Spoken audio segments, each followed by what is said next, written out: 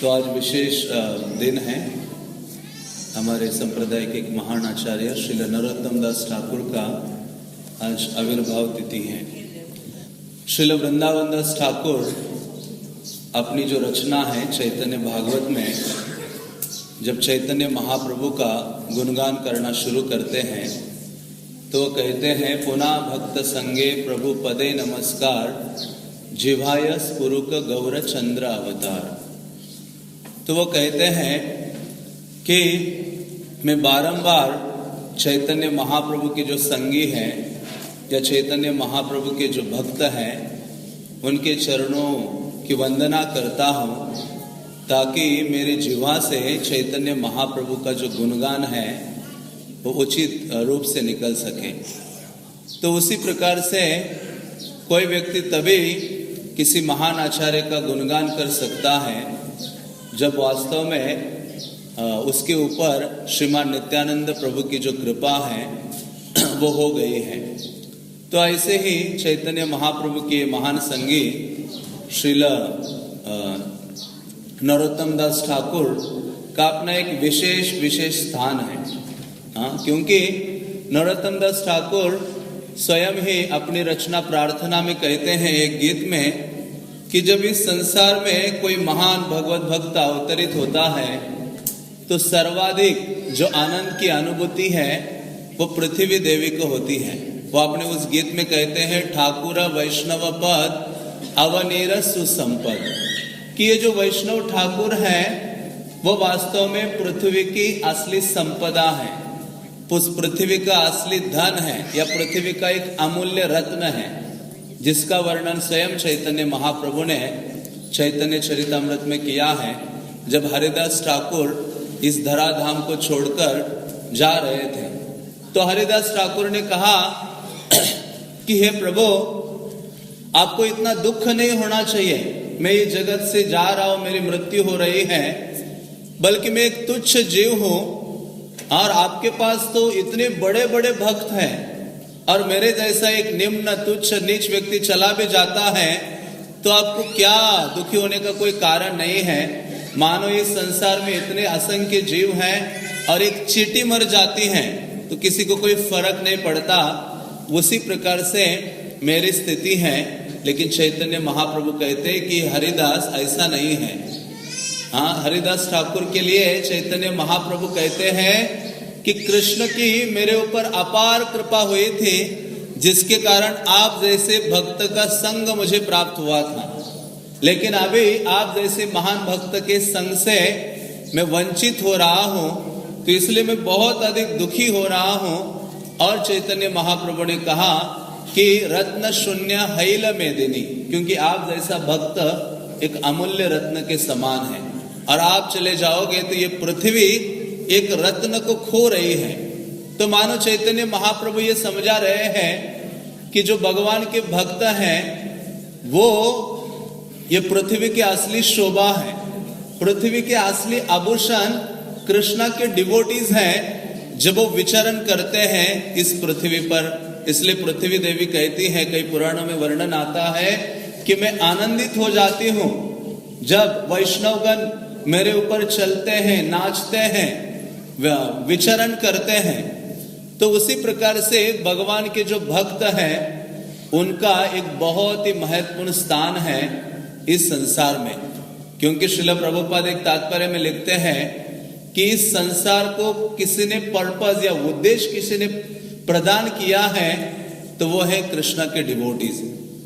अन्यथा ये जगत पर्पस से रहित है, उद्देश्य से रहित है। लेकिन भगवत भक्त जब इस जगत में आते हैं तो एक उद्देश्य इस संसार को, इस जगत को प्रदान करते हैं।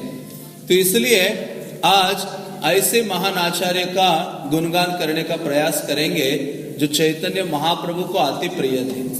हमने कई बार सुना है नरोत्तम दास ठाकुर के बारे में, और ऐसे 3 डिवोटीज थे जिनके बारे में चैतन्य महाप्रभु ने पहले से ही चर्चा की थी, पहले से ही सबको बता दिया था इन 3 भक्तों के बारे में।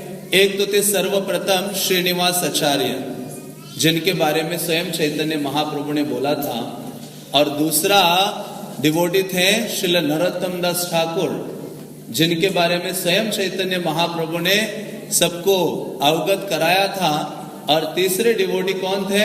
श्रील प्रभुपाद। लोचन दास ठाकुर के चैतन्य मंगल में श्रील प्रभुपाद का वर्णन स्वयं चैतन्य महाप्रभु करते हैं नारद मुनि को कि मैं आऊंगा, हाथ में तलवार, खड़ग लैया, खड़ग मीन्स तलवार लेके आऊंगा, संकीर्तन रूपी जो तलवार मेरे हाथ में होगी, और उसके द्वारा जो आसुरी भाव व्यक्ति के हृदय में है उसको काटकर फेंक दूंगा और कृष्ण भावना को स्थापित करूंगा। और ऐसा कुछ लोग दूर देश में चले जाएंगे, लेकिन उनके लिए भी मैं अपना सेनापति भक्त भेजूंगा जो उनका उद्धार कर सकता है। तो ऐसे ये महान आचार्य जिनका वर्णन स्वयं चैतन्य महाप्रभु ने अपने मुखारविंद से किया है, तो वो कोई सर्वसाधारण नहीं है। तो नरोत्तम दास ठाकुर का जो चरित्र है मूल रूप से 3 ग्रंथों में पाया जाता है। नरहरि चक्रवर्ती के द्वारा विरचित भक्ति रत्नाकर, जो बहुत विशाल बुक है, चैतन्य चरितामृत से भी बड़ा है, उनके श्लोक संख्या देखी जाए, जिसमें उन्होंने लगभग महाप्रभु के सभी भक्तों का वर्णन किया है, उनके जीवन चरित्र को दिया है, जिसमें नरोत्तम दास ठाकुर का चरित्र पाया जाता है। और जानवा माता के एक शिष्य है नित्यानंद दास, उनके द्वारा विरचित जो प्रेम विलास है उसमें नरोत्तम दास ठाकुर का जीवन चरित्र विस्तृत रूप से पढ़ने में हमें मिलता है। और एक नरहरि चक्रवर्ती का दूसरा जो रचना है नरोत्तम विलास, जिसमें उन्होंने पूर्ण रूपेण नरोत्तम दास ठाकुर का गुणगान किया है। तो ऐसे प्रेम विलास में वर्णन आता है कि ये नरोत्तम दास ठाकुर के बारे में सुनने से क्या होगा। वैसे पद्म पुराण कहता है कि किसी भी वैष्णवों का गुणगान व्यक्ति सुनता है या किसी भी वैष्णव का गुणगान व्यक्ति करता है, तो उसके हृदय में जो दृढ़ता है, डिटर्मिनेशन का जो भावना है भगवत सेवा के लिए, वो स्थापित हो जाता है। लेकिन यहाँ नरोत्तम दास ठाकुर के बारे में जब प्रेम विलास में वर्णन आया है कि यदि व्यक्ति नरोत्तम दास ठाकुर के इस विषय को या नरोत्तम दास ठाकुर के चरित्र को सुनता है, तो उसके हृदय में पूर्ण संतुष्टि उसे अनुभव होती है। वो किसी और चीज के लिए लालायित नहीं होता, भौतिक चीजों के लिए। और दूसरी चीज कहते हैं कि नरोत्तम दास ठाकुर के बारे में सुनने मात्र से व्यक्ति के हृदय में जो भगवद नाम है उसके प्रति आसक्ति जागृत हो जाती है। आसक्ति का जो भावना है वो उदित हो जाता है केवल ऐसे महान आचार्य के बारे में सुनने से।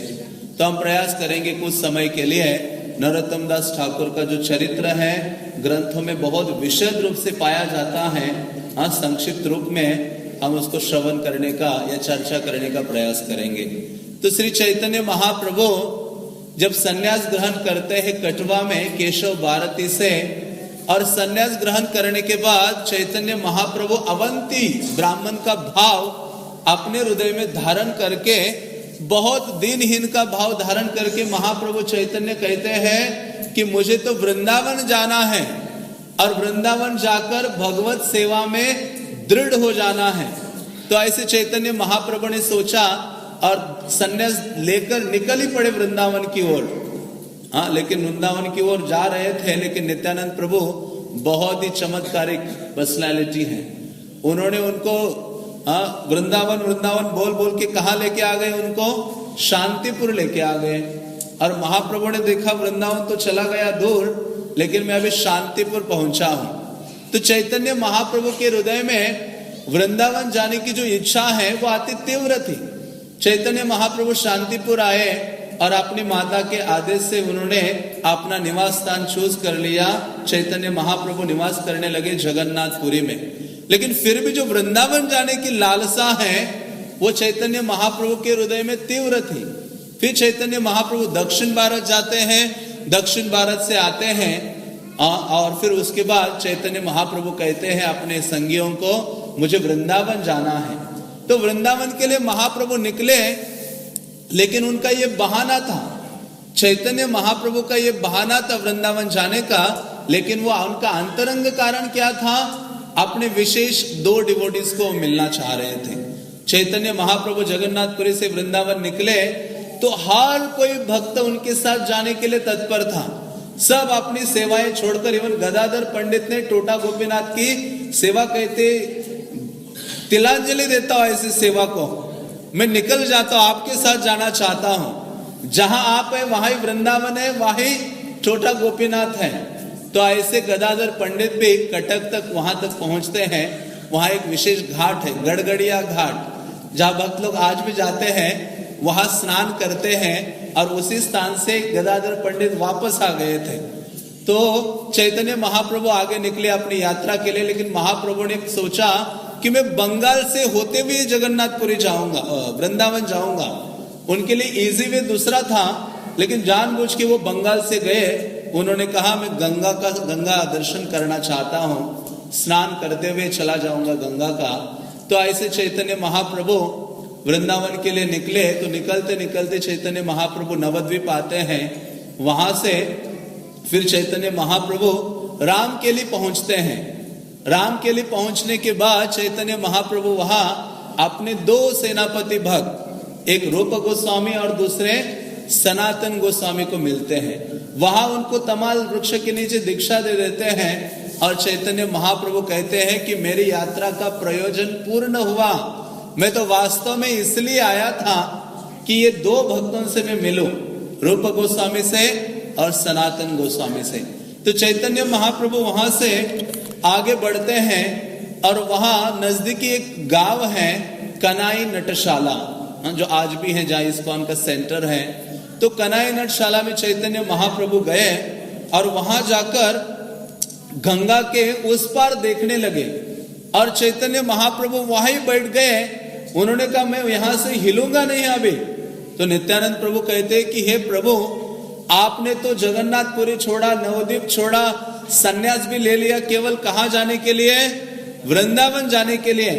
लेकिन आज आप यहाँ कनाई नटशाला में आए हो और यहाँ आकर एक ही स्थान में बैठे हो, आगे क्यों नहीं बढ़ रहे हो? तो चैतन्य महाप्रभु ने कहा कि मैं व्यक्ति को उसी स्थान में रहना चाहिए जहां उसे सुख और शांति अनुभव होती हो, जहां किसी भी प्रकार का उपद्रव ना हो, ऐसे स्थान में व्यक्ति को रहना चाहिए। और मुझे लग रहा है कि यह स्थान मेरे लिए सही है। लेकिन फिर भी महाप्रभु ने कहा मैं तो रामकेली में रूप सनातन को मिला, लेकिन फिर भी एक उद्देश्य मेरा बाकी है जिसको मैं पूर्ण करना चाहता हूं, जिसके लिए मैं यहाँ बैठा हूं। तो चैतन्य महाप्रभु वहां बैठे रहे। वो रात्रि वहां बीत गई और दूसरे दिन चैतन्य महाप्रभु अर्ली मॉर्निंग, बहुत जल्दी सुबह अपने सारे भक्तों को लेकर कीर्तन करने लगे, जोर जोर से कीर्तन करने लगे। हरे कृष्णा कृष्णा कृष्णा हरे हरे, हरे राम राम राम हरे हरे। जब चैतन्य महाप्रभु जोर जोर से कीर्तन कर रहे थे और ऐसे कीर्तन करते करते चैतन्य महाप्रभु ने नित्यानंद प्रभु के कंधे में अपना हाथ रखा और हाथ रखते हुए चैतन्य महाप्रभु जोर जोर से क्रंदन करने लगे। चैतन्य महाप्रभु के हृदय में भगवत प्रेम के जो सारे प्रेम विकार हैं वो प्रकट होने लगे। और चैतन्य महाप्रभु कभी गिर रहे थे, कभी उठ रहे थे और कभी कभी हरि नाम का उच्चारण कर रहे थे, तो कभी कभी बोल रहे थे मथुरा मथुरा। तो भक्तों का हृदय इससे फटने लगा और सारे उस गांव के लोग वहां एकत्रित हो गए चैतन्य महाप्रभु की ऐसी दशा को देखने के लिए। अपनी पलके बिना झपकाए सारे जो गांववासी हैं वो सब चैतन्य महाप्रभु को देख रहे थे कि कैसे वो अपने भक्तों के संग में प्रेम भाव में नाम संकीर्तन वो कर रहे हैं। तो ये जब नाम संकीर्तन हो रहा था, बीच बीच में महाप्रभु मथुरा मथुरा राधा राधा उच्चारण कर रहे थे, तो चैतन्य महाप्रभु फिर से जोर से रोने लगे। चैतन्य महाप्रभु ने कहा, हे श्री राधिका, मेरा शरीर अभी जल रहा है आपके विरह में। हे ललिता, हे विशाखा, हे चंपक लता, आप कहाँ हो? आप आइए, आप मुझे दर्शन दीजिए, तभी मेरा जो जीवन है बच सकता है। हाँ, हे मेरे प्राणनाथ कृष्ण, आप कहाँ हो? यदि आप मुझे नहीं दिखाई दिए तो मैं गंगा में कूदकर अपने शरीर का त्याग कर दूंगा। तो ऐसे ऐसे जो वक्तव्य हैं चैतन्य महाप्रभु भावावेश में बोल रहे थे। और ऐसे जब नित्यानंद प्रभु ने देखा कि ये चैतन्य महाप्रभु की क्या स्थिति हो गई है, तो सबको लगा कि अभी चैतन्य महाप्रभु अपनी अंत्य लीला प्रकट करने वाले हैं। मीन्स इस संसार से, इसी स्थान से चले जाने वाले हैं, अंतर्धान होने वाले हैं। सारे भक्त ऐसे सोच ही रहे थे, तो अचानक चैतन्य महाप्रभु उठे और फिर से जोर जोर से बोलने लगे, नरोत्तम नरोत्तम, बोलिए। तो अभी चैतन्य महाप्रभु का भावना बिल्कुल ही बदल गया। अभी ब्रज भावना में श्रीमती राधिका आदि भक्तों को वो पुकार रहे थे, लेकिन अभी चैतन्य महाप्रभु अचानक ही एक ऐसे शब्द का उच्चारण कर रहे थे जिसको किसी ने अभी तक सुना नहीं था। सब लोग जब बोलने लगे महाप्रभु नरोत्तम नरोत्तम, तो चैतन्य महाप्रभु नरोत्तम नरोत्तम कहते हुए गिर जाते हैं और सबको लगा कि कोई एक महापुरुष शायद प्रकट होने वाला है इस संसार में, जो जिसका नाम शायद हो सकता है कि नरोत्तम होगा।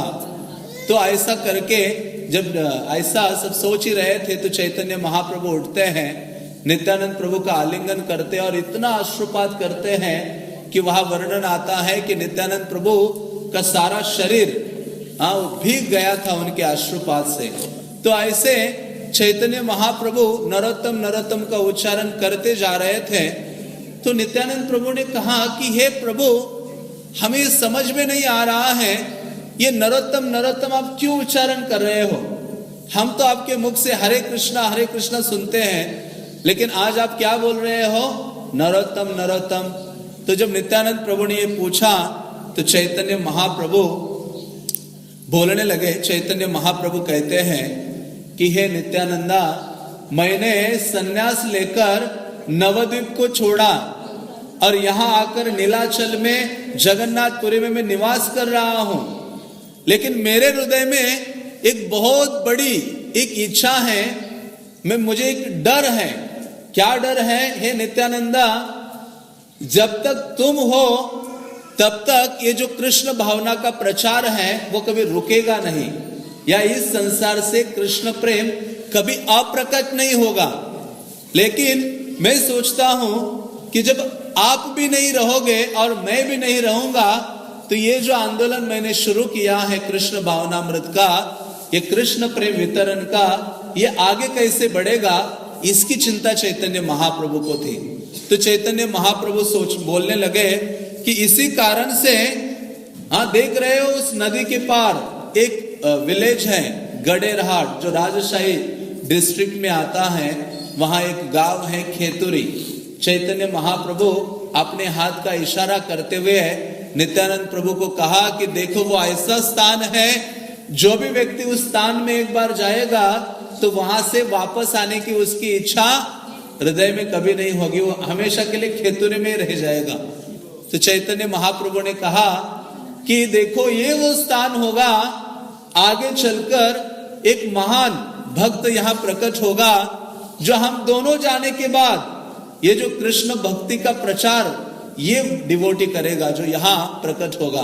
तो चैतन्य महाप्रभु सारे भक्तों के समक्ष विशेष रूप से नित्यानंद प्रभु को संबोधित करते हुए बोलते हैं और वो कहते हैं कि ये जो नरोत्तम है ये वास्तव में हमारे दोनों का कृपा पात्र होगा, और इसका कोई साधारण शरीर नहीं होगा, इसका गौर प्रेममय तनु, ये शब्द यूज करते हैं कि गौरांग महाप्रभु का जो प्रेम है, जब मूर्तिमान शरीर धारण करता है, मूर्तिमान रूप में प्रकट हो जाता है, तो वो वास्तव में श्रीमान नरोत्तम दास ठाकुर है।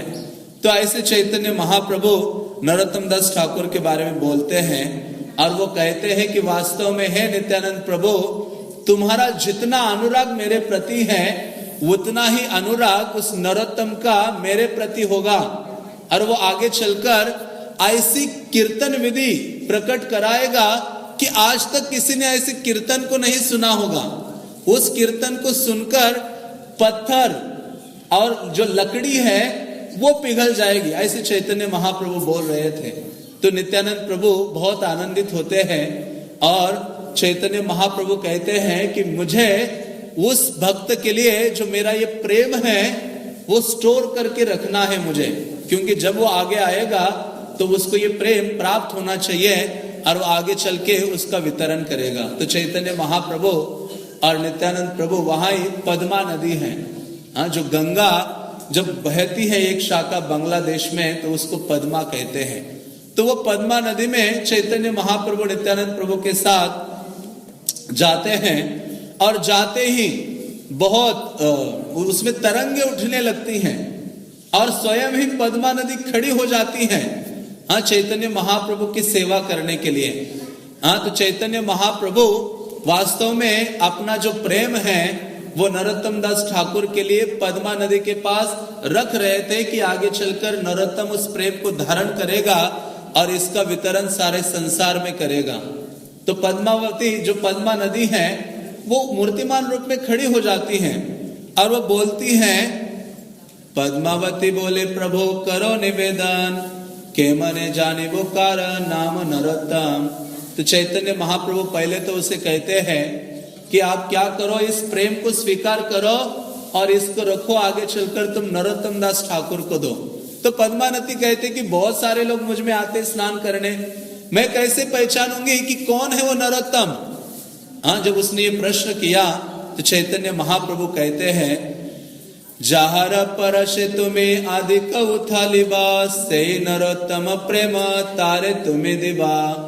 कहते कि जो व्यक्ति तुम्हारे जल में प्रवेश करेगा और प्रवेश करने मात्र से सारी तरंगे उठने लगेगी, सुमानो सुनामी आ रही हो, ऐसा जब होने लगेगा तो समझो वो व्यक्ति कौन है, नरोत्तम दास ठाकुर है।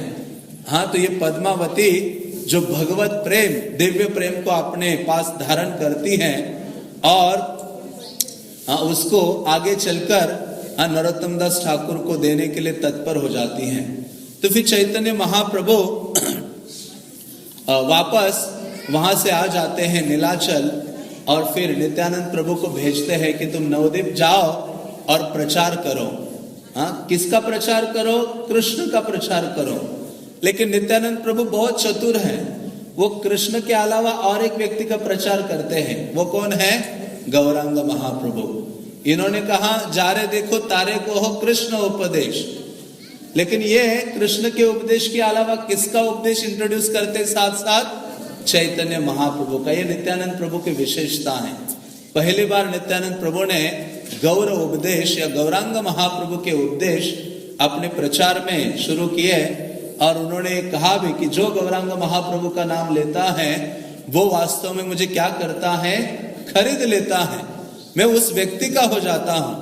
तो इस प्रकार से चैतन्य महाप्रभु नरोत्तम दास ठाकुर के लिए ये योजना बनाते हैं और आगे चलकर खेतुरी में जो वहां के जो राजा थे कृष्णानंद दत्त और उनकी जो पत्नी है नारायणी देवी, ये बहुत सालों से पुत्र की कामना कर रहे थे। तो रोज शालिग्राम का आराधना करते थे, गंगा जल और तुलसी अर्पित करके, जैसे अद्वैताचार्य करते थे महाप्रभु को प्रकट करने के लिए। तो वैसे ही ये कृष्णानंद दत्त और नारायणी देवी अब पुत्र प्राप्ति की कामना से शालिग्राम की आराधना और सेवा करते थे गंगा जल आदि से। और कुछ समय के बाद कालांतर में एक ज्योतिष ने कहा कि एक ऐसा पुत्र आप लोगों को प्राप्त होगा कि जो सारे संसार को कृष्ण भावना में डुबो देगा। तो ये बोलकर वो इतने आनंदित हो जाते हैं और देखा जाता है कि कुछ साल के बाद या कुछ महीनों में नरोत्तम दास ठाकुर पुत्र रूप में उन्हें प्राप्त होते हैं। और ये नरोत्तम दास का जब अन्नप्राशन सेरेमनी उन्होंने रखा था कि पहली बार बालक को कुछ अन्न ग्रहण कराना है, तो सारे ब्राह्मणों को, सारे लोगों को इकट्ठा करते हैं कृष्णानंद दत्त अपने महल में। तो वहां जब बालक को पहली बार अन्न ग्रहण कराने जा रहे थे तो नरोत्तम दास ठाकुर अपना मुंह बंद किए हुए थे और बीच बीच में रो जाते थे, वो मना कर रहे थे, इतने छोटे से बालक थे। तो एक ब्राह्मण डिवोटी ने कहा कि ये बालक ऐसा वैसा अन्न ग्रहण नहीं करेगा, ये तो केवल कृष्ण को अर्पित प्रसाद ही खाएगा, तभी ये ग्रहण कर सकता है। तो उसी समय प्रसाद ऑफर किया जाता है, ग्रेन्स, और नरोत्तम दास ठाकुर प्रथम जो अन्न है वो प्रसाद के रूप में प्राप्त करते हैं। तो इस प्रकार से नरोत्तम दास ठाकुर बड़े हो जाते हैं। तो उनकी माँ उनको प्रेम से नारू पुकारा करती थी। नरोत्तम से क्या हो गए? नारू हो गए। तो ऐसे नारू पुकारा करते थे। उनका इतना अधिक अफेक्शन था कि आचार्यगण कहते कुछ क्षणों के लिए भी नरोत्तम उनके आंखों से सामने ओझल हो जाए तो वो अत्यधिक पीड़ित दुखी हो जाते थे। तो लेकिन एक दिन ये नरोत्तम दास ठाकुर अपना पढ़ाई वगैरह करते रहते थे और शाम के समय जब वापस आते थे घर में तो अपना जो किताबें वगैरह हैं स्टडीज की वो छोड़ देते थे और दौड़ते हुए जाते थे। वहां एक ब्राह्मण डिवोटी था कृष्णदास, जिनका मुख गौरांग महाप्रभु और उनके संगियों की कथाओं से भरा रहता था। तो नरोत्तम दास ठाकुर सब कुछ छोड़कर उस डिवोटी के पास जाते थे, ब्राह्मण कृष्णदास के पास, और उनको कहते थे कि आप मुझे सुनाओ, चैतन्य महाप्रभु की गुण गाथा को सुनाओ, चैतन्य महाप्रभु के जितने संगी हैं उनके चरित्र को आप मुझे सुनाओ। वो ब्राह्मण थकता नहीं था, एक के बाद एक महाप्रभु का गुणगान करता था। केवल महाप्रभु ही नहीं बल्कि महाप्रभु के भक्तों के चरित्र का भी वर्णन करता था। तो नरोत्तम दास ठाकुर के हृदय में इतनी तीव्र लालसा हो गई कि कब उस दिन आएगा मैं इन सारे वैष्णवों को मिलूंगा, उनका संग मुझे लाभ हो सके। और उसी के साथ साथ उनके हृदय में एक भावना जागृत हो गई, कबे हम हबो वृंदावन वासी, कि कब मैं वृंदावन का निवासी बनूंगा, कब मैं वृंदावन चला जाऊंगा। अभी उनका एक ही सपना था। क्या सपना था? मुझे वृंदावन जाना है। तो अभी ये जो नरोत्तम बहुत अधिक विरह में थे, दुखी थे, और ऐसी दुखी अवस्था में एक दिन रात्रि स्वप्न में नित्यानंद प्रभु आ जाते हैं और नित्यानंद प्रभु कहते हैं कि हे नरोत्तम, तुम्हें दुखी होने की कोई आवश्यकता नहीं है। हाँ, तुम्हारी सारी जो हृदय की इच्छा है वो पूर्ति हो जाएगी यदि तुम कल सुबह जाकर कहाँ जाकर स्नान करो? पद्मा नदी में, सब कुछ वहां तुम्हें प्राप्त हो जाएगा। तो नरोत्तम दास ठाकुर बालक ही थे, वो उठे सुबह और दौड़ते हुए अपने माता आदि को उसकी नजर चुकाते हुए जाते हैं पद्मा नदी में। और पद्मा तो सोचते थे मैं हमेशा तो इस नदी के किनारे आता था, कभी स्नान करने नहीं कूदा, लेकिन आज नरोत्तम दास ठाकुर नित्यानंद प्रभु की आज्ञा से उस पद्मा नदी में जाते हैं और जैसे जल का स्पर्श करते हैं तो बड़ी बड़ी तरंगे या लहरें उछलने लगती हैं और जो पद्मा नदी है वो प्रकट हो जाती है और समझती हैं कि ये वही व्यक्ति है जिसके लिए श्री चैतन्य महाप्रभु ने मेरे पास जो प्रेम है वो रखा हुआ था। तो पद्मा नदी आती है और उन्हें जो वो भगवत प्रेम, अभी हम अपने भौतिक बुद्धि से वो भगवत प्रेम क्या है कैसा है उसको समझ नहीं सकते। हाँ, वैष्णव क्रिया में एक वैष्णव को समझना हमारे लिए अति दुर्लभ है। तो अचिंत्य कृष्ण प्रेम है, उसको कैसे जाना या समझा जा सकता है? तो वो उनको देती है। तो नरोत्तम दास उसने जब ऐसे हाथ किया तो नरोत्तम सोचते क्या करो? हाँ, तो वो कहते कि इसको ले लो और पी लो, कृष्ण प्रेम को क्या करो? P low. तो ऐसे नरोत्तम दास ठाकुर चैतन्य महाप्रभु की जो भगवत प्रेम रूपी जो उपहार है उसको नरोत्तम दास ठाकुर पान करते हैं। पान करने मात्र से सारे जो भगवत प्रेम के विकार उनके शरीर से अंत और बाह्य रूप से प्रकट हो जाते हैं। और सबसे पहले क्या हो गया? बाह्य रूप से नरोत्तम दास ठाकुर का जो सांवला वर्ण है वो छूट गया। अभी उनका वर्ण गौर हो गया, गौरांग महाप्रभु के समान उसका वर्ण हो जाता है और उनके हृदय में महाप्रभु के लिए बहुत अधिक विरह की भावना प्रकट हो जाती है और निरंतर क्रंदन करने लगते हैं, रोने लगते हैं चैतन्य महाप्रभु के विरह में। और ऐसी अवस्था में वो बाहर आ जाते हैं और हमेशा वृंदावन के भाव में रहते हैं। तो यह घर में उनके पिता और माता सोचते हैं कि हमारा पुत्र कहाँ चला गया। तो उस पुत्र को ढूंढने के लिए कई अपने सेवकों को भेजते हैं। फाइनली उनको पता चलता है कि ये जो नरोत्तम है, मेरा नारू है, वो तो नदी के किनारे है। जब ये नारायणी देवी गई, दूर से देखा, लगता तो मेरा बच्चा है लेकिन इसका कलर कुछ अलग हो गया है। पहले काला सावला था, लेकिन अभी कैसे है, गौर तनु है, गौर वर्ण का हो गया है। तो वो जाती है डरते डरते नरोत्तम के पास, कहते बेटा तुम नरोत्तम ही हो ना? तो वो कहते कि हाँ मैं आपका ही नरोत्तम हूं। आपकी अवस्था कैसे हो गई? कहते हैं कि एक सुवर्ण वर्ण का बालक मेरे हृदय में प्रवेश कर गया। और वो सुवर्ण वर्ण का बालक कौन था? चैतन्य महाप्रभु, गौरांग महाप्रभु। वो कहते हैं कि ये सुवर्ण वर्ण का बालक मेरे हृदय में प्रवेश हो गया, जिसने प्रवेश किया और जिसके कारण मैं आंतरिक रूप से और बाह्य रूप से क्या हो गया हूं? पूर्ण रूपे न बदल गया हूं। हे मेरी माता, आप मुझे विदा दे दो, मैं कहां जाना चाहता हूं? वृंदावन जाना चाहता हूं। ये शब्द सुनकर नारायणी देवी क्रंदन करने लगती हैं। और कैसे तो नरोत्तम दास ठाकुर को पकड़ के ले आते हैं घर में आते हैं तो उनका मन घर में नहीं लगता। बारंबार वृंदावन वृंदावन वृंदावन या महाप्रभु के लिए उनका हृदय ऐसे दौड़ता है।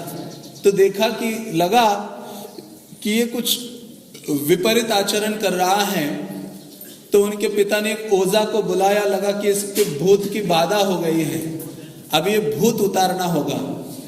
तो भूत उतारने के लिए उस ओझा ने कहा कि जो सियार है उसके ब्रेन का सूप बनाना पड़ेगा, और ये सूप बनाकर इसको पिलाओ तो ये इसका भूत भाग जाएगा। जैसे प्रभुपाद बीमार हो गए थे बचपन में, डॉक्टर ने कहा मुर्गी का सूप पिलाओ इसको। हाँ, तो वैसे ही तो नरोत्तम दास ठाकुर ने सोचा मेरे लिए एक प्राणी की हत्या हो रही है, तो कहते मैं अभी अपना शरीर छोड़ दूंगा, इसलिए यदि मेरे लिए किसी प्राणी की आप लोग हत्या करोगे। तो नरोत्तम दास ठाकुर इतने पागल हो गए थे चैतन्य महाप्रभु के लिए। हाँ, तो उन्होंने रघुनाथ दास गोस्वामी के बारे में पहले सुना था। हाँ, क्योंकि नरोत्तम दास ठाकुर योजना बनाने लगे कि अभी इस घर में मेरा मन नहीं लग रहा है, मुझे भागना होगा यहां से। हाँ, जैसे उन्होंने सोचा, कौन भागे थे पहले? स्वयं चैतन्य महाप्रभु भी संन्यास लेने के लिए भागे थे, फिर ये रघुनाथ दास गोस्वामी भी भागे थे। तो देखा जाए तो ये सारी परंपरा किसकी है? भागने वालों की है। सारे डिवोटीज भाग रहे हैं।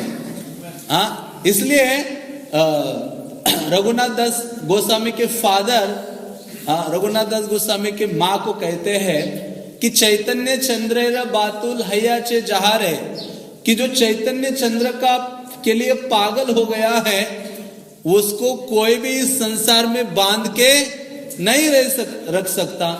क्योंकि ये रघुनाथ दास गोस्वामी हमेशा भागते थे, तो माने का इसकी शादी कर दो ना। जो भी भागता है उसकी शादी करने से ठिकाने में आ जाता है, वो बिल्कुल एक ही जगह स्थित हो जाता है, जीना यहाँ मरना यहाँ। तो रघुनाथ दास गोस्वामी की शादी भी करते हैं, तो उनके पिता कहते हैं देखो, इंद्र समा ऐश्वर्य श्री अप्सरा सम। ये रघुनाथ की जो पत्नी है, ये इंद्र जो ऐश्वर्य है वो इंद्र के समान है, और इसकी पत्नी तो किसके समान है? अप्सरा से भी सुंदर है। कहते ऐसे रघुनाथ को ये दो चीजें संसार में सबको बांध के रखती हैं। इसको इन दो चीजों में नहीं बांधा, ये बंध नहीं पा रहे, तो और कौन सी चीज से इसे बांध सकते हो? तो इस प्रकार से जो चैतन्य महाप्रभु के लिए पागल हो गया है, चैतन्य की सेवा के लिए उन्मत्त हो गया है, उसको इस संसार में कोई भी ऑब्स्टेकल, कोई भी बाधा उसको बांध नहीं सकती, चाहे वो आयु हो। सोचो प्रभुपाद है, प्रभुपाद चैतन्य महाप्रभु की सेवा के लिए मैड थे, उन्मत्त थे, उनकी आयु उनके लिए कोई बाधा नहीं बनी। उनके पास 40 रुपए थे, वो भी कोई बाधा नहीं बने। तो उसी प्रकार से वास्तव में जिसके हृदय में चैतन्य महाप्रभु के लिए तीव्र अनुराग है, इस संसार में कोई भी बाधा, कोई भी बंधन उसे रोक नहीं सकती। तो ऐसे नरोत्तम दास ठाकुर एक दिन कुछ बहाना बनाकर अपने घर से भाग जाते हैं, और भागते हुए दौड़ने लगते हैं। लगभग कई दिनों तक उन्होंने दौड़ लगाई। अभी तो हमारे लिए लोगों को इजी है भागना। हाँ, क्रेडिट कार्ड या डेबिट कार्ड उठाया, भाग गए, टिकट निकाला फ्लाइट का, ट्रेन का, जहां जितना मर्जी दूर भागो भाग जाएगा। लेकिन वहां तो आपको दौड़ना है, अपने दोनों पांव पर दौड़ना है। वहां आपके पास धन नहीं है, सुविधा नहीं है, कोई कम्युनिकेशन नहीं है, और आपको वृंदावन पहुंचना है 2000 किलोमीटर यहां बंगाल से, तो किसी भी चीज की परवाह न करते हुए अपने मुंह को वृंदावन की ओर रखते नरोत्तम दास ठाकुर दौड़ने लगे। और कहा जाता है कि वो दौड़ते दौड़ते वाराणसी और इलाहाबाद इन सब स्थानों में आते हैं, महाप्रभु के चरित्र को सुनते हैं, वहां के ब्राह्मणों से, जहां जहां महाप्रभु रुके उन स्थानों में विजिट करते हैं। और वहां से नरोत्तम दास ठाकुर फाइनली मथुरा आते हैं। मथुरा में आके विश्राम घाट है। किसी भी आचार्य का वर्णन आया है, अधिकतर जो भी दूर दूर से भाग के वृंदावन आया है, जर्नी की है, वो आकर एक ही स्थान में रुक जाता है। और वो स्थान कौन सा है? मथुरा में विश्राम घाट। वहां आके सबको विश्राम मिलता है, क्योंकि अभी कोई उनको वहां से कोई खींचने वाला नहीं है, ले जाने वाला नहीं है वापस। तो ऐसे नरोत्तम दास ठाकुर यहाँ नवद्वीप में आते हैं, नवद्वीप नहीं, यहाँ मथुरा में आते हैं, विश्राम घाट में वहां बैठ जाते हैं। वहां बैठ के स्नान आदि करते हैं और वो देखते कि कुछ लोग आपस में बात कर रहे थे। उन्होंने सुना कि आपस में बात करते हुए लोगों ने कहा कि अरे ये रूप गोस्वामी, सनातन गोस्वामी, रघुनाथ भट्ट गोस्वामी ये सब अप्रकट हो गए हैं। ये सुनने मात्र से उनका हृदय बहुत अधिक दुखी हो गया। वो सोचने लगे कि इन महान वैष्णव गणों को मैं मिल नहीं पा रहा हूं, उनका दर्शन नहीं कर पा रहा हूं। तो ऐसे विरह की भावना उनके हृदय में थी। और एक ब्राह्मण उनको अपने घर में वहां निवास कराता है मथुरा में। उसके पश्चात नरोत्तम दास ठाकुर वृंदावन के लिए रवाना होते हैं। तो वृंदावन जो भी पहुंचता था तो वह एक फिक्स स्थान था कि वहां ही सब हर कोई पहुंचेगा जो भी गौड़ से आता है, और वो था गोविंद देव मंदिर। तो नरोत्तम दास ठाकुर जब मथुरा में पहुंचे थे, उसी रात को श्रीनिवास आचार्य जब वृंदावन में थे, उनके हृदय में इतना आनंद होने लगा, आनंद की ऐसी मानो बाढ़ आ गई हो। वह वर्णन आता है कि श्रीनिवास आचार्य सोचने लगे, सारे शुभ लक्षण प्रकट हो रहे हैं। उन्होंने कहा कि जरूर कोई कल मैं एक महान वैष्णव से मिलने वाला हूं, जरूर एक महान वैष्णव का आगमन ब्रज भूमि में होने वाला है, जिससे मेरी मुलाकात होने वाली है। तो पूरी रात श्रीनिवास आचार्य सो नहीं पाए। और दूसरे दिन नरोत्तम दास ठाकुर जब पहुंच जाते हैं, बल्कि एक दिन पहले ही रूप गोस्वामी और सनातन गोस्वामी, जीव गोस्वामी के स्वप्न में आकर कहते हैं अभी जल्द ही नरोत्तम दास ठाकुर का आगमन होने वाला है वृंदावन में। हे जीव गोस्वामी, आप प्रमुख वैष्णवों को लेकर गोविंद देव मंदिर जाना और वहां नरोत्तम दास ठाकुर का क्या करना? स्वागत करना। तो दूसरे दिन जीव गोस्वामी, श्रीनिवास आचार्य, गोपाल भट्ट गोस्वामी, लोकनाथ गोस्वामी, इतने सारे भक्तों को उन्होंने इकट्ठा किया और नरोत्तम दास ठाकुर पहुंच गए थे गोविंद देव टेम्पल में। और गोविंद देव टेम्पल में पहुंचे और इन वैष्णवों ने उनका स्वागत किया। नरोत्तम दास ठाकुर प्रथम बार इन भक्तों को देखकर आनंदित हो गए और नरोत्तम दास ठाकुर को लेकर सबसे मिलवाया जीव गोस्वामी ने।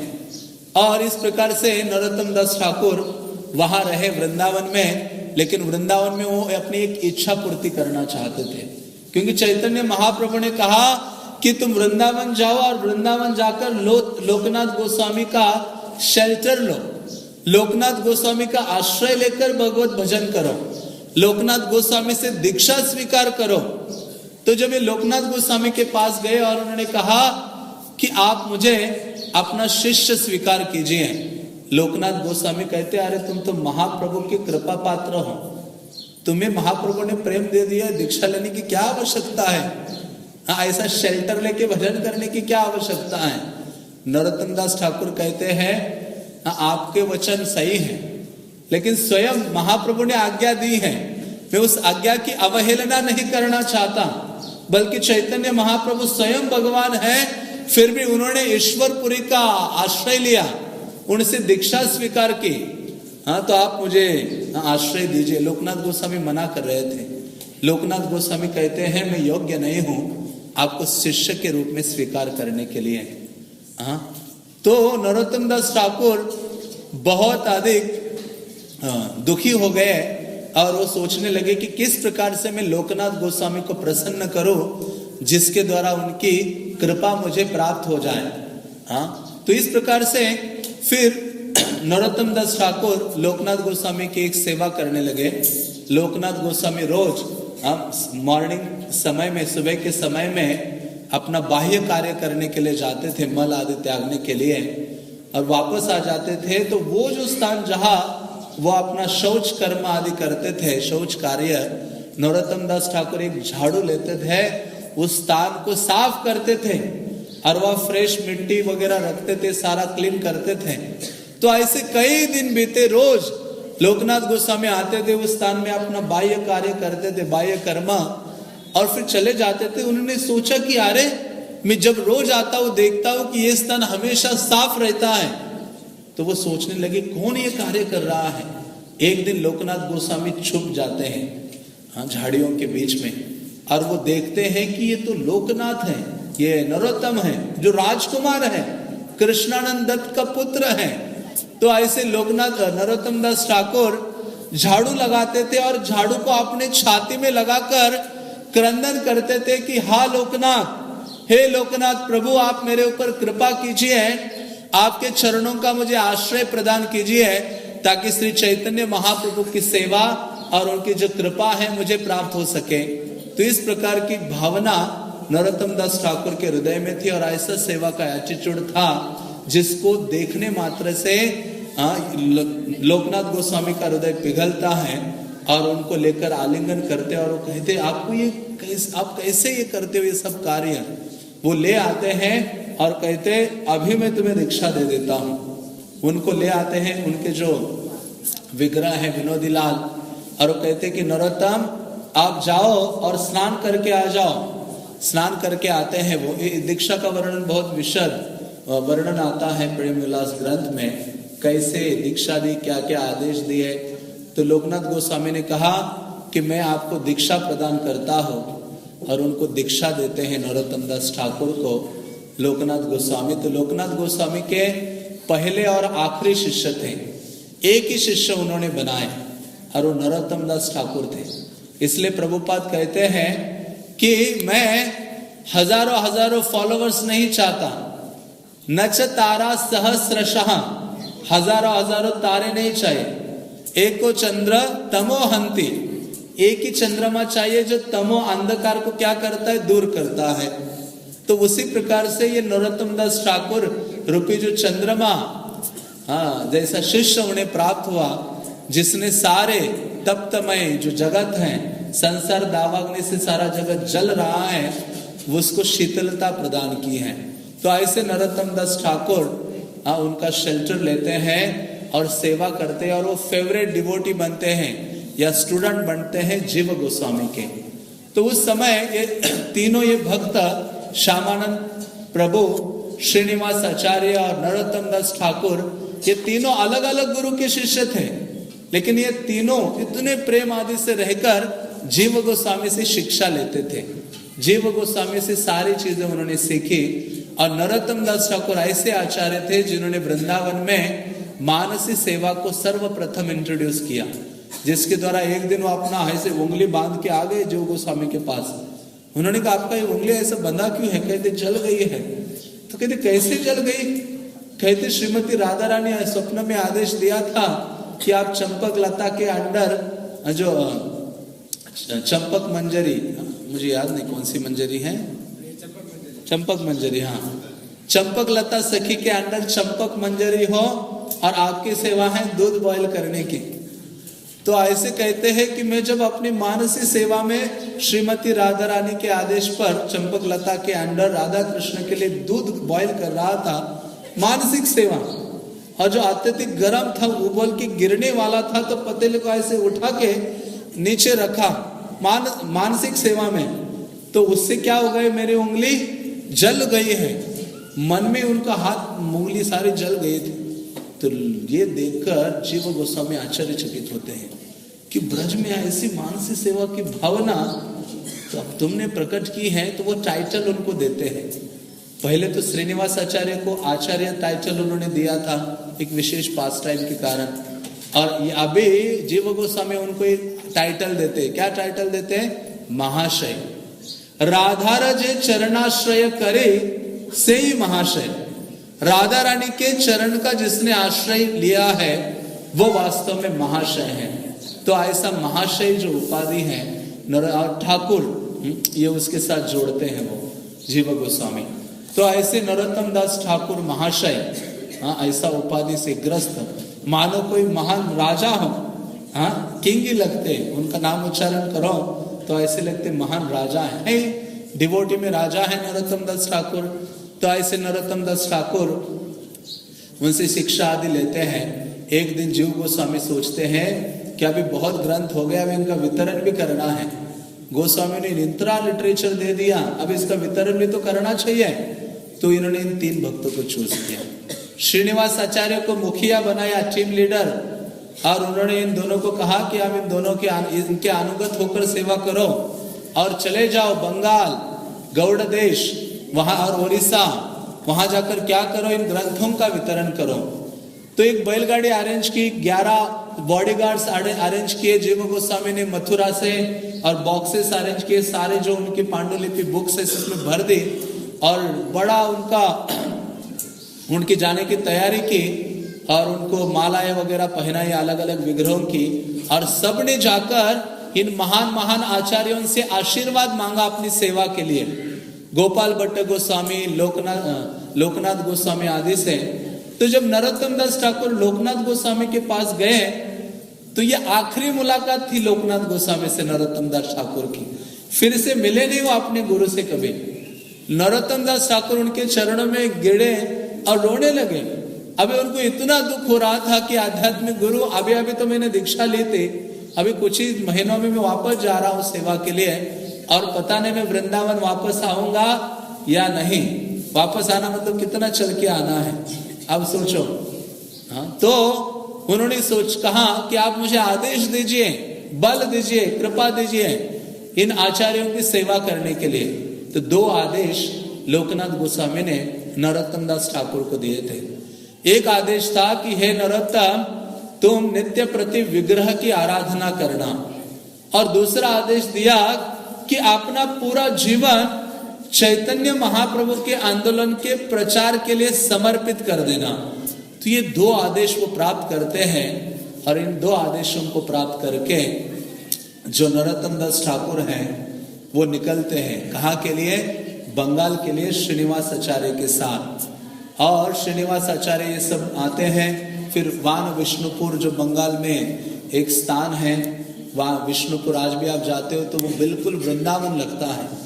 आज भी वहाँ वो जो वीर हम्बीर राजा थे उन्होंने कई सारे मंदिर बनवाए थे। जहाँ देखो वृंदावन जैसे मंदिर है। अभी तो कई मंदिरों में विग्रह नहीं है, तो वहाँ बहुत सारे विग्रह है, मदन मोहन आदि। तो उस स्थान में पहुँचते उनके ग्रंथ सारे चुराए जाते हैं राजा के द्वारा।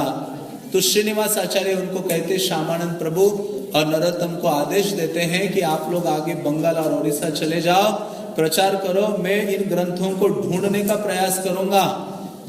तो और आपको लेटर भेज दूंगा, न्यूज दे दूंगा कि ग्रंथ मिले या नहीं। तो उनकी आज्ञा को पाकर नरोत्तम दास ठाकुर निकलते हैं, और नरोत्तम दास ठाकुर फिर से अपने गांव जाते हैं। पहली बार अभी लंबे समय के बाद खेतुरी जाते तो वहां सब कुछ बदल गया था। उनके जो चाचा थे कृष्णानंद दत्त, उनके जो पिता के भाई थे पुरुषोत्तम दत्त, उनका पुत्र संतोष दत्त जो थे उनको अभी राजा बनाया गया था। और नरोत्तम दास ठाकुर जाते तो उनका भव्य स्वागत होता है, और नरोत्तम दास ठाकुर वहां रहते हैं और बहुत अधिक प्रचार करते हैं। फिर नरोत्तम दास ठाकुर कुछ साल तक, कुछ महीनों तक वहां रहते हैं। फिर वो सोचते हैं कि मुझे नवद्वीप जाना है, तो वहां से नवद्वीप जाते हैं। फिर वहां से श्रीकंठ, जाजीग्राम, कठवा, फिर जाते हैं जगन्नाथपुरी, क्योंकि जगन्नाथपुरी के भक्त सोच रहे थे कि ये नरोत्तम कब आएगा। उसमें बहुत सारे महाप्रभु के पार्षद वहाँ गोपीनाथ आचार्य आदि इंतजार कर रहे थे।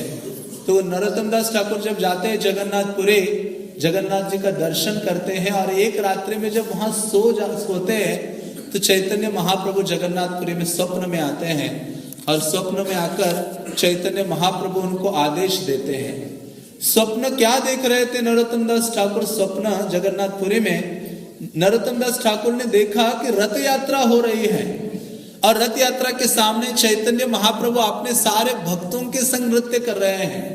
अद्वैत आचार्य भी है, नित्यानंद प्रभु है, रामानंद राय है, बहुत सारे भक्त नाच रहे, गा रहे हैं और नरोत्तम दास ठाकुर अपने आप को भी वहां देख रहे हैं। वो एक कोने में खड़े हैं, वहां से ऐसा दृश्य देख रहे हैं। तो ये जब नरोत्तम दास ठाकुर ने देखा तो वह चैतन्य महाप्रभु आते और उसका हाथ पकड़ लेते नरोत्तम दास ठाकुर का, कहते नरोत्तम तुम कोने में खड़े हो।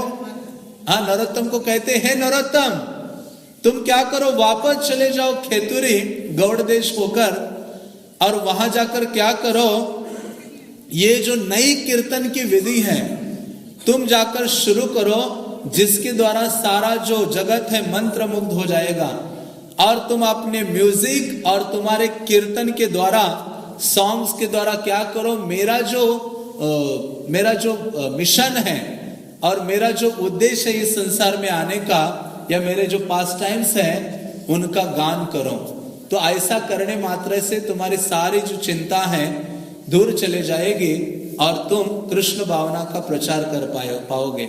और आगे चलकर चिरंजीव सेन का पुत्र है रामचंद्र कविराज, वो तुम्हारे बेस्ट फ्रेंड बनेंगे। ऐसा महाप्रभु ने बोला कि स्वप्न टूटा तो नरोत्तम दास ठाकुर देखते, अच्छा मैं तो जगन्नाथपुरी में हूँ। तो फिर कहते महाप्रभु का ये आदेश है। जगन्नाथपुरी से निकलते हैं, जाजीग्राम आते हैं, श्रीनिवास आचार्य को मिलते हैं, श्रीखंड में वो रघुनंदन ठाकुर, मुकुंद सरकार, नरहरि सरकार आदि को मिलते हैं और वहां से वापस वो खेतुरी आते हैं। खेतुरी आकर नरोत्तम दास ठाकुर, अभी उन्होंने कभी कीर्तन गाया नहीं है, तो नरोत्तम दास ठाकुर जब खेतुरी गांव में थे तो वहां भगवान श्री चैतन्य फिर से स्वप्न में आकर कहते हैं कि मेरा एक विग्रह अभी भी है, जब मैं प्रकट हुआ था तब से एक यहाँ एक जमींदार है, उसका जो राइस का गोडाउन है उसके अंदर मेरा एक विग्रह है, उसको तुम निकालो और उसकी आराधना शुरू करो।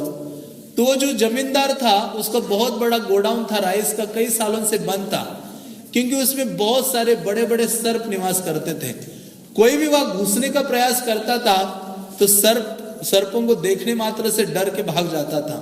तो नरोत्तम दास ठाकुर सुबह उठे और कृष्ण की महिमा का गान करते हुए उस जमींदार के पास गए और उन्होंने कहा मुझे आपके गोडाउन में घुसना है, मुझे एक बहुत मूल्यवान निधि वहां रखी है मेरे लिए, उसको मुझे प्राप्त करना है। तो नरोत्तम दास ठाकुर को कहते आप पागल तो नहीं हो गए? जमींदार कहता है सालों सालों से लोग वहां नहीं जा रहे हैं, वो इतना सारा धान आदि है, लेकिन वहां इतने सर्प हैं, तो आप कैसे हिम्मत करोगे वहां जाने का? नरोत्तम दास ठाकुर कहते मुझे कोई चिंता नहीं है सर्पों की। हाँ, तो नरोत्तम दास ठाकुर उस गोडाउन का दरवाजा खोलते हैं, वो सर्पों को पता चला कि ठाकुर महाशय आ रहे हैं, सर्प पहले से ही भाग गए वहां से और नरोत्तम दास ठाकुर अकेले घुस रहे थे अंदर। नरोत्तम दास ठाकुर गए अंदर और वो अंदर गए, बहुत अंदर गए तो वहां उन्होंने देखा मूर्तिमान चैतन्य महाप्रभु का विग्रह है और विष्णु प्रिया देवी का भी है। उन विग्रह को ले आते अपने ऐसे हाथ में धारण करते हुए सब लोग आनंदित हो जाते ये देखकर, और नरोत्तम दास ठाकुर विग्रह को लाते हैं अपने घर में और लाकर उनको सामने रखते हैं और उनको निहारते रहते हैं। जब वो निहार रहे थे तो नरोत्तम दास ठाकुर के मुख से अभी पहली बार कीर्तन निकला, आज तक उन्होंने गाया नहीं था। वो केवल महाप्रभु चैतन्य के इस विग्रह के सामने, उनके फेवरेट विग्रह थे, गौरांग उनका नाम रखा था उन्होंने, और ऐसे गौरांग महाप्रभु के विग्रह को देखकर वो अश्रुपात कर रहे थे और उन्होंने गाना शुरू किया, कीर्तन करना शुरू किया। तो जब नरोत्तम दास ठाकुर ने कीर्तन शुरू किया तो वर्णन आता है कि स्वर्ग के गंधर्व आदि वो फीके हो गए। उन्होंने सोचा ये तो हमसे बढ़कर गाता है, और ये तो वो गंधर्वाज वगैरह देवतागण कहते कि मनुष्य रूप में खेतुरी में आए, नरोत्तम दास ठाकुर के चरणों में गिरे और उनसे वो कीर्तन सुनने के लिए वहां ही बैठ गए। तो इस प्रकार से नरोत्तम दास ठाकुर का अद्भुत कीर्तन था, और ऐसे कहा जाता है कि वो कीर्तन जिसके द्वारा एवं नास्तिक पाषांडी व्यक्ति भी का हृदय पिघल जाता था। इवन जो पत्थर है वो भी पिघलने लगते थे जब नरोत्तम दास ठाकुर गाते थे। उनकी ये विशेष विधि थी कीर्तन की। तो ऐसे नरोत्तम दास ठाकुर वहां रहे और फिर उन्होंने सोचा कि अभी क्या करना चाहिए, चैतन्य महाप्रभु का आविर्भाव तिथि मनाना चाहिए। तो ये जो गौर पूर्णिमा देन है ये वास्तव में किसकी देन है, नरोत्तम दास ठाकुर की है। तो नरोत्तम दास ठाकुर ने सोचा कि बहुत बड़ा उत्सव मनाना है चैतन्य महाप्रभु के आविर्भाव का, गौर पूर्णिमा। तो उन्होंने फिर श्रीनिवास आचार्य उनके बहुत क्लोज थे और फिर बाद में श्रीनिवास आचार्य के शिष्य रामचंद्र कविराज उनके बहुत सन्निकट हो गए। तो ऐसे नरोत्तम दास ठाकुर श्रीनिवास आचार्य से मिले और दोनों में आपस में चर्चा हुई। उन्होंने कहा कि एक उत्सव मनाना चाहिए हमें, मैं सोच रहा हूँ खेतुरी में, और आप मुझे बताओ किसको किसको इनवाइट करना है, कहाँ कहाँ इनविटेशन भेजना है। तो सारे गौड़ देश में, ओडिशा में, सब जगह इनविटेशन भेजा और हजारों हजारों लोग, हजारों चैतन्य महाप्रभु के संगी जिनकी मुखिया जानवा माता थी वो सब आते हैं खेतुरी ग्राम में और वहां विग्रहों की पहले स्थापना करते हैं। नरोत्तम दास ठाकुर ने 6 विग्रह स्थापित किए थे।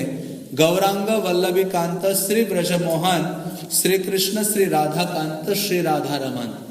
तो ऐसे विग्रहों की उन्होंने स्थापना की।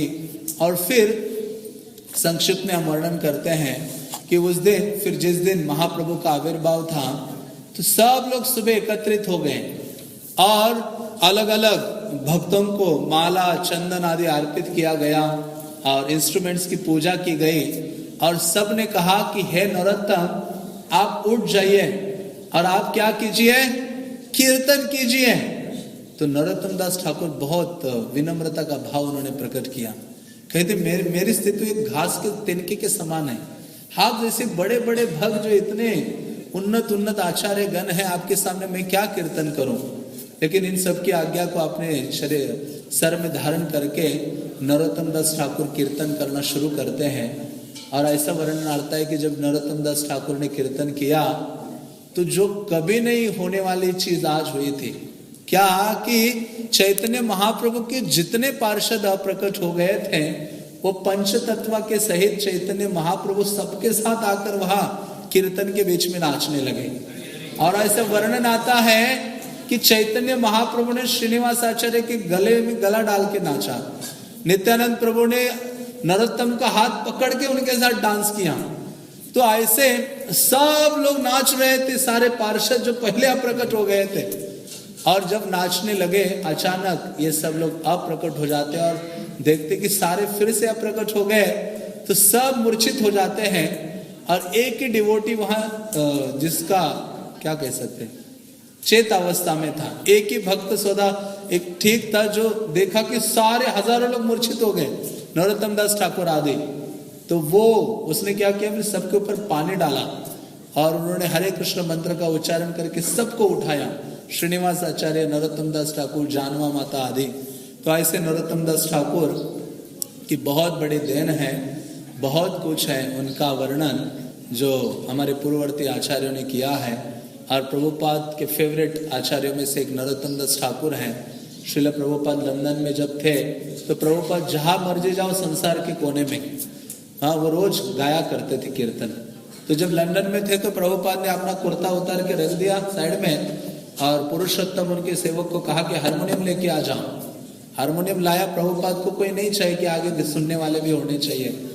हारमोनियम लेते थे प्रभुपाद और इन वैष्णव आचार्यों को गीत अकेले गाते थे। करताल हो या ना हो, मृदंग हो या ना हो, हम तभी गाते जब सब कुछ हो और लोग भी हो। प्रभुपाद केवल हारमोनियम में गाते रहते थे अकेले। और उस समय यमुना माता जी आ गई। उसने सोचा आज प्रभुपाद गा रहे, तो उन्होंने कहा प्रभुपाद मैं कुछ प्रश्न पूछूं आपको। वो पूछती हैं, प्रभुपाद अब तो बहुत सॉन्ग गाते हो, बताओ फेवरेट सॉन्ग कौन सा है। प्रभुपाद को बोलते हैं, प्रभुपाद कहते तुम पहले बताओ तुम्हारा फेवरेट सॉन्ग कौन सा है। तो यमुना देवी दासी कहती हैं मेरा फेवरेट सॉन्ग है चैतन्य महाप्रभु का शिक्षाष्टकम, चेतो दर्पण मार्जनम। तो वो कहते प्रभुपाद अभी आप बताओ आपका कौन सा फेवरेट सॉन्ग है। प्रभुपाद कहते नरोत्तम दास ठाकुर का हरि हरि विफले जन्म गोवायनु, मनुष्य जन्म पाइया राधा कृष्ण ना बजिया, जानिया सुनिया वेश खाइनु। हाँ, तो ये मेरा फेवरेट सॉन्ग है कि हरि हरि मनुष्य जन्म प्राप्त किया है, लेकिन राधा कृष्ण का भजन नहीं करके मैं जानबूझ के क्या कर रहा हूँ, वेश ही खा रहा हूँ। तो ऐसे नरोत्तम दास ठाकुर का प्रतिदिन हम स्मरण करते हैं, जिसको प्रभुपाद ने इंट्रोड्यूस किया, गुरु वंदना हम रोज गाते हैं। हाँ, तो ऐसे नरोत्तम दास ठाकुर एक विशेष आचार्य हैं। समय तो हो गया। तो नरोत्तम दास ठाकुर की कई सारी रचनाएं हैं, उनमें से दो विशेष रूप से प्रमुख रचना हैं। दो ग्रंथ उन्होंने लिखे, एक है प्रार्थना और दूसरा है प्रेम भक्ति चंद्रिका। गौर किशोरदास बाबा जी महाराज को पूछा कि कैसे कृष्ण प्रेम प्राप्त करना चाहिए। गौर किशोरदास बाबा जी महाराज कहते व्यक्ति के पास 2 आना होना चाहिए। उस समय आना या कौड़ी चलता था, हमें 2 रुपीज होने चाहिए। हाँ, 2। तो कहते क्या करेंगे, 2 रुपए होने से कृष्ण प्रेम मिलेगा? कहते क्यों नहीं मिलेगा? उन्होंने कहते 2 रुपए में कृष्ण प्रेम मिलेगा। मार्केट में चले जाना और नरोत्तम दास ठाकुर की 2 किताबें खरीद के ले आना। हाँ, प्रेम भक्ति चंद्रिका और प्रार्थना, और बस। हाँ, क्योंकि आचार्यगण कहते हैं कि वेद व्यास ने जितना लिटरेचर लिखा ना, उसको महाप्रभु ने कहा इसको जरा कंडेंस करो इन गोस्वामियों को। गोस्वामी ने उसको कंडेंस फॉर्म में भक्ति शास्त्र दे दिया अपने लिटरेचर, और वो संस्कृत में। उसके बाद वो गोस्वामी लिटरेचर भी हाँ भक्तों के लिए हैवी महसूस हो रहा था। फिर कहा इसको कंडेंस कर दो, तो उसका कंडेंस फॉर्म कृष्णदास कविराज ने किया। आचार्यगण कहते चैतन्य चरितामृत, और इतना विशाल, इतने संस्कृत श्लोक चैतन्य चरितामृत। फिर आगे कहा नहीं इसको भी कंडेंस करो।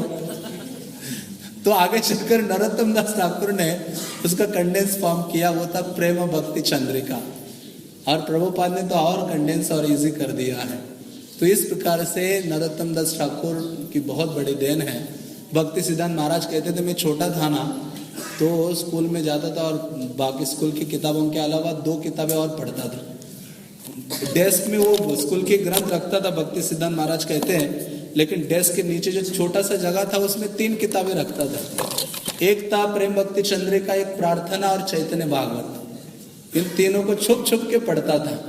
तो इस प्रकार से नरोत्तम दास ठाकुर, जिन्होंने बहुत प्रचार किया, हजारों लोगों को दीक्षा दी, ब्राह्मणास, बड़े बड़े राजाओं को उन्होंने भक्त बनाया और चैतन्य महाप्रभु की सेवा में नियुक्त किया। तो आज विशेष दिन है, ऐसे महान आचार्य का स्मरण करना चाहिए। हो सके तो और ग्रंथों से पढ़ना चाहिए, जिसके द्वारा इन आचार्यों के प्रति हमारा अनुराग होगा। तो माता देवहूति कहती है मोक्ष द्वारम अपावृतम, कि भक्तों से अनुराग रखने मात्र से, अटैचमेंट से क्या होता है, भक्तों से अटैचमेंट होगा आचार्यों से, तो मोक्ष का द्वार हमारे लिए खुल जाता है। वही आसक्ति भौतिक लोगों से हम रखते हैं, हमारे संबंधियों से, तो नरक का द्वार हमारे लिए हमेशा के लिए ओपन रहता है। तो ऐसे नरोत्तम दास ठाकुर हैं, जिनका गुणगान करना चाहिए और सुनना चाहिए। हरे कृष्णा कृष्णा कृष्णा हरे हरे, हरे राम राम राम हरे हरे। श्रील नरोत्तम दास ठाकुर आविर्भाव तिथि महामहोत्सव के केतुरी ग्राम के श्रील प्रभुपाद के निताय गौर प्रेमानंदे।